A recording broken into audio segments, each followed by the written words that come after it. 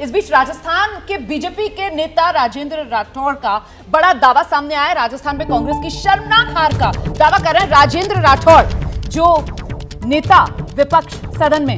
राजेंद्र राठौड़ कह रहे हैं बीजेपी को 135 से ज्यादा सीटें मिलेंगी। सुनिए। कांग्रेस अब तक की सबसे शर्मनाक हार की ओर बढ़ चुकी है। नतीजा 3 तारीख को आ जाएगा और मैं समझता हूं कि मुख्यमंत्री जी रिपीट की बात करते हैं, मैं डिलीट की बात करता हूं। सरकार डिलीट होने जा रही है। बीजेपी 135 प्लस जाएगी। अगर कोई हमारे विचार का व्यक्ति निर्दलीय जीत के आता है और समर्थन देता है तो उसका स्वागत करेंगे। आलाकमान का दूत आएगा, हमारा पर्यवेक्षक आएगा, एक मिनट के अंदर सब हम एकत्रित हो जाएंगे। हमारे आलाकमान के निर्णय को सिरोधार्य करेंगे। जो भी निर्णय होगा वो सर्वमान्य होगा और जिसका भी नाम आएगा उसके पीछे मजबूती से खड़े हो जाएंगे। जी जी फंसे हुए हैं तारानगर में। बिल्कुल, देखिए जब तक नतीजा नहीं आ जाते हैं सामने तब तक नेताओं की तरफ से दावे इसी तरीके से जारी रहेंगे। राजस्थान में कांग्रेस का चेहरा अशोक गहलोत और उनके बाद सिर्फ सचिन पायलट की चर्चा होती है, लेकिन बीजेपी में किसी एक चेहरे को प्रोजेक्ट नहीं किया गया। हालांकि सांसदों, केंद्रीय मंत्रियों की फौज एक तरीके से इस चुनाव में उम्मीदवार के तौर पर मैदान में उतारकर बड़ा संदेश देने की कोशिश जरूर की गई। और इसको लेकर चर्चा ये कि अगर बीजेपी जीती तो वसुंधरा राजे के सीएम नहीं बनने पर किसको मौका दिया जा सकता है। बीजेपी के जिन नेताओं के नाम मुख्यमंत्री की रेस में, उनमें एक एक कर वो नाम आपके सामने रख देते हैं। देखिए, भले ही पार्टी की तरफ से प्रोजेक्ट नहीं किया गया, लेकिन वसुंधरा राजे एक ऐसा नाम जिसको आप इग्नोर नहीं कर सकते। मुख्यमंत्री रह चुकी हैं राजस्थान की राजकुमारी दिया कुमारी। आप देख रहे हैं ये खुद सांसद हैं, इनको चुनाव मैदान में उतारा गया है। विद्याधर नगर सीट से बाबा बालकनाथ, जिनका भी जिक्र कर रहे थे, उनको तिजारा सीट, अलवर से सांसद हैं खुद बाबा बालकनाथ, उन्हें चुनाव मैदान में उतारा गया है। और गजेंद्र सिंह शेखावत, इन्हें चुनाव मैदान में उतारा तो नहीं गया, लेकिन ये केंद्रीय मंत्री हैं और चर्चा इनके नाम को लेकर बहुत जोर शोर से कि अगर बीजेपी जीतती है राजस्थान में तो बहुत मुमकिन है कि किसी केंद्रीय मंत्री, भले ही उसको चुनाव मैदान में ना उतारा गया, उसके सर पर भी ये ताज सजाया जा सकता है। ऐसे में जल्दी से वो सवाल लेकर आ जाइए कि अगर रहा बरकरार ताज, माफ कीजिएगा रिवाज, तो फिर बीजेपी में किसको मिलेगा ताज। सवाल बदलना चाहिए हमें। अगर बरकरार रहा रिवाज तो फिर बीजेपी में किसको मिलेगा ताज। ये सवाल अपने आप में बड़ा हो जाता है क्योंकि कंटेंडर्स तो बहुत नजर आ रहे हैं दिमाग। क्या मेरे ख्याल से गजेंद्र शेखावत एक मजबूत इसमें उम्मीदवार हैं और जो हमारी लिस्ट में नहीं है सतीश पुनिया, उनका भी नाम हम लोग ले सकते हैं।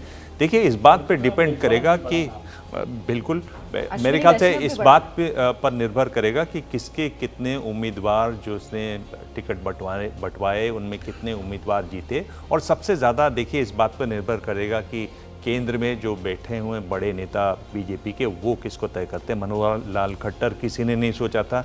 योगी आदित्यनाथ खुद विदेश जाने की तैयारी कर चुके थे, उनको कहा कि आप कपड़े लेके चले जाइए लखनऊ।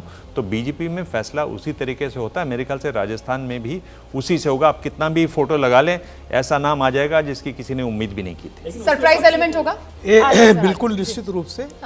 जो ये कह रहे थे, देखिए मैं भी मानता हूँ इस बात को।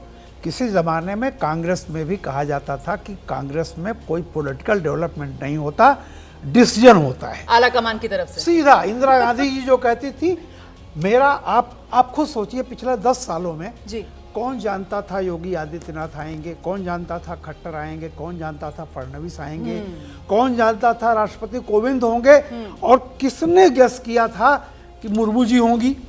तो ये जो चीजें हैं ना, पत्रकारों के गेस के बाहर के नाम आए। और मैं फिर इस बात को कहता हूं कि गेस करने से कोई फायदा नहीं है। बीजेपी में पॉलिटिकल डिसीजंस होते हैं, डेवलपमेंट नहीं। कोई किसी की चर्चा आप करते रहिए और जिसकी ज्यादा चर्चा हो जाएगी तो पक्का जान लीजिए वो तो नहीं हो रहा है। ठीक, शुक्ला जी। देखिए, क्या है कि सुनकर आपको थोड़ा सा आश्चर्य लगेगा कि लेकिन वसुंधरा राजे जी और अशोक गहलोत जी बिल्कुल नहीं चाहते कि पूर्ण बहुमत आए, क्योंकि जैसे ही क्राइसिस होगा वैसे ही मैनेजमेंट उनके हाथ में आएगा और मुख्यमंत्री बनने का चांस बढ़ जाएगा।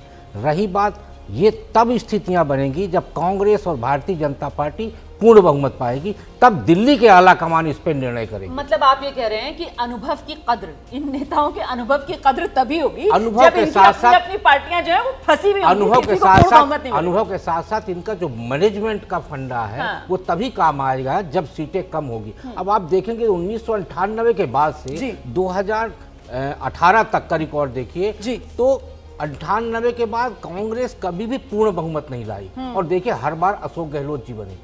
इसी तरह से 2000 जब 2018 का चुनाव हुआ, उसमें भी 99 पे गाड़ी अटकी और सचिन पायलट बनते बनते रह गए। एक वोट से आपके सीपी जोशी हार गए नाथद्वारा से, और वो बनते यानी ये बात बीजेपी पर तो नहीं अप्लाई होगी। बीजेपी तो बढ़िया तरीके से जीतती आई है। बीजेपी तो 120 163 ले भाई, आई है, और वसुंधरा राजे बनी है। लेकिन वसुंधरा राजे तो इस बार चेहरा नहीं है। इस बार तो चेहरा नहीं है, ठीक है। यदि क्राइसिस हुआ तो मैनेजमेंट ठीक है।